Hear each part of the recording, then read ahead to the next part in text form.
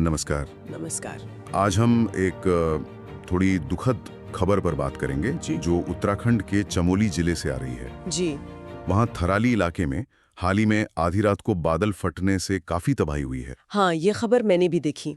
तो आज हम उसी स्रोत के आधार पर इस पर गहराई से बात करेंगे। हाँ, और खास बात यह है कि ये रात में हुई, रात को करीब शायद 12:30-1:30 बजे के आसपास, जब ज्यादातर लोग सो रहे थे। बिल्कुल, मतलब उस वक्त तो कोई सोच भी नहीं सकता। वही तो, ऐसे में आपदा का सामना करना कितना मुश्किल हो जाता है। तो आज हम इसी स्रोत के जरिए समझने की कोशिश करते हैं कि असल में हुआ क्या, कितना नुकसान हुआ है, बचाव कार्य का क्या स्टेटस है और क्या कोई खास पहलू है इस घटना का जो स्रोत से पता चलता है। हाँ, चलिए शुरू करते हैं। तो सबसे पहले कि हुआ क्या।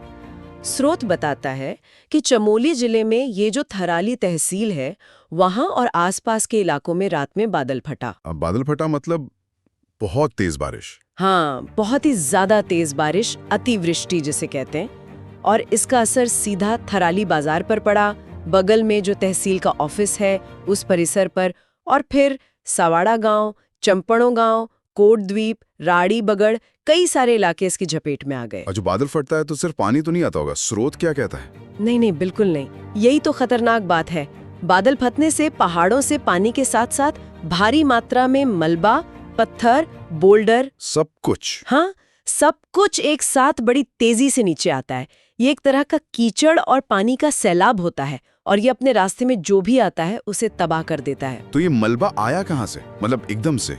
हाँ, ये जो पहाड़ी नाले होते हैं ना, जिन्हें गधेरे कहते हैं। हाँ, सुना है। बरसात में वो वैसे भी बहते हैं, लेकिन बादल फटने पर वो अचानक उफान पर आ जाते हैं, और फिर उनका पानी और सारा मलबा वो बस्तियों में घुस जाता है। स्रोत यही बता रहा है। बाप रे, रात का अंधेरा, सोते हुए लोग, और फिर ये सब। नुकसान कितना हुआ है, स्रोत कुछ बताता है इस बारे में? कोई अंदाजा? नुकसान तो काफी ज्यादा है। स्रोत के मुताबिक थराली का जो मेन मार्केट है और तहसील का एरिया, वो पूरा मलबे से भर गया है। पूरा भर गया है? हाँ, दुकानों में, घरों में, सब जगह मलबा ही मलबा, और गाड़ियां, कई कारें, मोटरसाइकिलें या तो मलबे में दब गईं, या फिर पानी इतना तेज था कि वो बह गईं। ट्रांसक्रिप्ट में जिक्र है कि क्षतिग्रस्त गाड़ियां दिख रही थीं। मंजर काफी भयानक था। और घरों दुकानों के अलावा रास्ते वगैरह? पहाड़ों में तो रास्ते कट जाएं तो बहुत मुश्किल होती है। बिल्कुल सही, और यही हुआ है। स्रोत इस पर काफी जोर दे रहा है कि जो मेन रोड है इलाके की, शायद आने जाने का मुख्य रास्ता, उस पर इतने बड़े बड़े पत्थर, बोल्डर आ गए हैं कि वो पूरी तरह बंद हो गई है। पूरी तरह बंद? हाँ, स्रोत में एक जगह लिखा है कि सड़क पहचान में ही नहीं आ रही। ऐसा लग रहा है जैसे कोई पहाड़ी रास्ता हो या जंगल। इतने बड़े पत्थर गिरे हैं, आप सोचिए पानी में कितनी ताकत होगी। ये तो बहुत चिंता की बात है।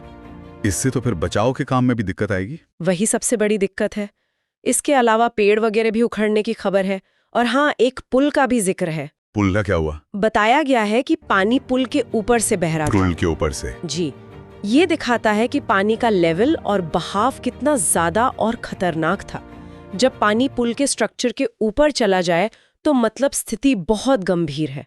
ये सारी भौतिक तबाही तो है ही, लेकिन सबसे दुखद होता है जब किसी की जान जाती है। क्या इस बारे में कोई जानकारी है स्रोत में? हाँ, और ये बहुत ही अफसोसनाक है। स्रोत कंफर्म करता है कि एक 20 साल की लड़की, कविता नाम बताया गया है, उनकी मलबे में दबकर मौत हो गई है। हे भगवान, बहुत दुखद। जी। क्या और भी कोई लापता या घायल? हाँ, एक और खबर है। एक 72 साल के बुजुर्ग हैं, गंगा जोशी जी, पास के चपड़ो गांव के रहने वाले। वो इस घटना के बाद से लापता हैं। लापता हैं, उनकी तलाश चल रही है। हाँ, तलाश जारी है, लेकिन मलबा बहुत ज्यादा है, तो रेस्क्यू ऑपरेशन में भी मुश्किलें आ रही हैं। और जाहिर है रात में जब ये सब हुआ होगा, पत्थरों के टकराने की आवाजें, पानी का शोर, लोगों में कितना डर और दहशत फैल गई होगी। अंधेरे में कुछ समझ ही नहीं आता। सही कहा। ऐसी भयानक स्थिति में फिर प्रशासन कैसे रिस्पॉन्ड कर रहा है? बचाव कार्य कब शुरू हुए? टीमें पहुंची? स्रोत क्या बताता है? जानकारी तो यही है कि प्रशासन ने फौरन कार्रवाई करने की कोशिश की। जो SDRF है, स्टेट डिजास्टर रिस्पांस फोर्स। हाँ, राज्य की टीम। हाँ, वो अक्सर सबसे पहले पहुंचती है। उनकी टीम पास में ही गोचर से रवाना कर दी गई थी। अच्छा, और SDRF के अलावा क्या और भी टीमें लगी हैं? हाँ, सिर्फ SDRF नहीं, NDRF भी है, मतलब नेशनल डिजास्टर रिस्पांस फोर्स। केंद्र की टीम। जी, और साथ में DDRF, शायद डिस्ट्रिक्ट डिजास्टर रिस्पांस फोर्स होगी, और लोकल पुलिस भी। सब मिलकर काम कर रहे हैं। स्रोत ये भी कहता है कि डीएम साहब खुद सुबह सुबह मौके पर पहुंच गए थे। ये अच्छी बात है कि मल्टी एजेंसी एफर्ट है, लेकिन वो जो रास्ते बंद होने वाली बात थी वो तो एक बड़ी चुनौती होगी। हाँ, वो सबसे बड़ी चुनौती है इस वक्त। वो जो मुख्य सड़क है जिसका जिक्र आस्था के लिए ब्लॉक करके भी है स्रोत में, अब इसका ठीक मतलब क्या है ये साफ नहीं, पर वो रास्ता बंद है।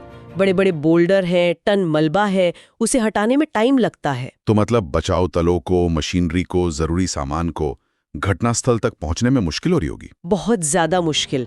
और इसी वजह से चिंता ये भी है कि थराली और आसपास के कुछ गांव थोड़े अंदर की तरफ भी हो सकते हैं। हाँ। तो ये डर है कि कहीं वहां भी लोग ना फंसे हों, और अगर मुख्य रास्ता ही बंद है तो उन तक पहुंचना और भी कठिन हो जाता है। तो अभी प्राथमिकता क्या है बचाव कार्यों के? प्राथमिकताएं बिल्कुल साफ है। पहला, अगर कोई कहीं फंसा है तो उसे जल्दी से जल्दी निकालना। दूसरा, जिन लोगों के घर वगैरह प्रभावित हुए हैं उन्हें सुरक्षित जगहों पर पहुंचाना। और तीसरा, जो सबसे जरूरी है अभी, वो है रास्ता साफ करना। और जिन लोगों के घर तबाह हो गए उनके रहने खाने का क्या? कोई राहत कैंप वगैरह? हाँ, तुरंत राहत के लिए इंतजाम किए गए हैं। स्रोत बताता है कि टेम्पररी रिलीफ कैंप बनाए गए हैं। एक SBA परिसर का नाम है और एक दीवाल जगह का। अच्छा। वहां पर प्रभावित परिवारों के रहने और खाने पीने का इंतजाम किया जा रहा है ताकि फिलहाल उन्हें सिर छुपाने की जगह मिल सके। चलिए, ये तो हुई घटना, नुकसान और बचाव की बात। अब जरा रुककर इस पूरी आपदा को थोड़ा बड़े नजरिए से देखें, खासकर स्रोत की जानकारी से। एक बात बार बार आ रही है कि ये रात में हुआ। स्रोत इसे कैसे देख रहा है? हाँ, ये एक सोचने वाला पहलू है। स्रोत एक तरह से इशारा कर रहा है कि ये अच्छा भी हुआ और बुरा भी। अच्छा, कैसे? अच्छा, इस मायने में कि रात को थराली बाजार बंद था, भीड़ नहीं थी। स्रोत तुलना करता है कि अगर यही चीज दिन में होती, जब बाजार खुला होता, जैसे पहले कभी उत्तरकाशी के धराली में हुआ था, तो शायद बाजार में मौजूद लोगों की वजह से मरने वालों की संख्या कई गुना ज्यादा हो सकती थी। ये बात तो है, लेकिन फिर बुरा पहलू क्या है? बुरा पहलू ये है, और शायद ज्यादा भयानक, कि रात के अंधेरे में जब लोग सो रहे थे, उन्हें संभलने का, भागने का या समझने का कि हो क्या रहा है मौका ही नहीं मिला। हाँ, अंधेरे में कहाँ जाएं? वही, किधर जाएं, क्या सुरक्षित है, पानी किधर से आ रहा है, कुछ पता नहीं चलता। तो जहां बाजार में कम लोग होने का एक फायदा था, वहीं घरों में सो रहे लोगों के लिए खतरा और कंफ्यूजन कई गुना ज्यादा था। ये दिखाता है कि आपदा कब और कहां आती है, इसका असर कितना अलग हो सकता है। बहुत जरूरी पॉइंट है ये। अच्छा, स्रोत में गधेरों का जिक्र भी बार बार है। पहाड़ी इलाकों में ये क्या होते हैं और इस आपदा में इनकी क्या भूमिका रही? हाँ, स्रोत इस बात पर ध्यान दिलाता है कि पहाड़ों में ये गधेरे बरसाती नाले मॉनसून में अक्सर तबाही लाते हैं।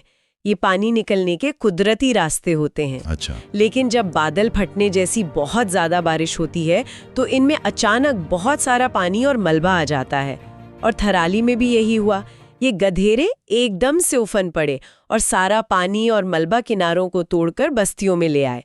स्रोत कहता है कि इस साल उत्तराखंड में ज्यादातर ऐसी तबाही इन्हीं गधेरों के उफनने से हुई है। तो मतलब ये हुआ कि इन गधेरों के आसपास रहना या बनाना वो अपने आप में एक रिस्क है। देखिए, ये पहाड़ों की एक सच्चाई है। बस्तियां अक्सर पानी के पास ही बस्ती आई हैं, लेकिन अब जैसे मौसम बदल रहा है, ऐसी घटनाएं बढ़ रही हैं, तो ये गधेरे पहले से ज्यादा खतरनाक हो गए हैं।